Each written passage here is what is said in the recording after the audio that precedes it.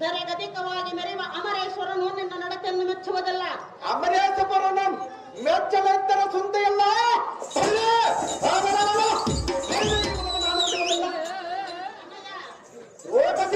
ಈ ರತಿಯ ಹಾಸೆಯನ್ನು ಬಿಟ್ಟು ಬಿಡು ಹಾಕ್ರಜ, ಈ ಮಾತು ಸಹಜ.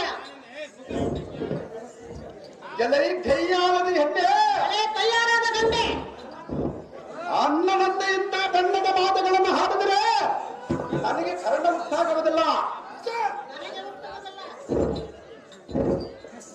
ಈ ರತಿಯವನ್ನು ಮುತ್ತದ ಮನೆಯನ್ನು ನಾನು ಖಂಡಿತವಾಗಿ ಬಿಡುವುದಿಲ್ಲ. ಈ ಪಾದಲ ಪೊರಳಿದ್ದರೆ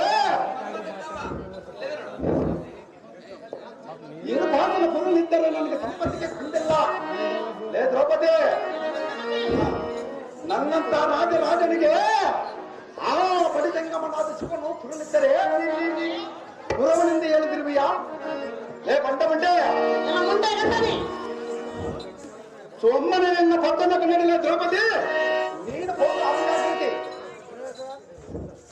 ಬಂದರಿಗೆ ಬಂದನಾದ ಪುಂಡಕವನ್ನೇ ಕರೆ ಇವರಿಗೆ ನಿನಗೆ ಹೇಳುತ್ತೆ. ಹೇಗಾಯಿತೆಂದರೆ ಏನಾಗಿದೆ?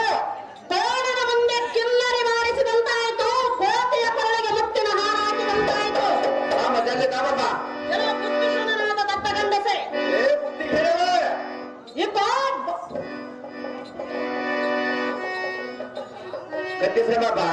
ಮನ್ಮತ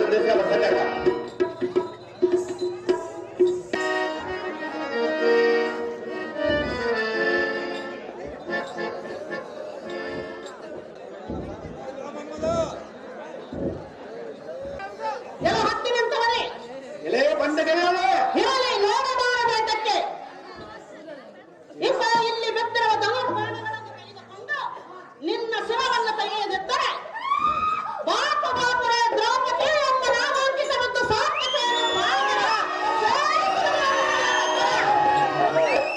ದ್ರೌಪದಿ, ನಿನಗೆ ಐದ ಬಂದ ಗಂಡರ ಎದ್ದರ ಕಡೆ ಇಬ್ಬರ ಗಂಡರ ಬಂದಿದ್ದೀರಲ್ಲ,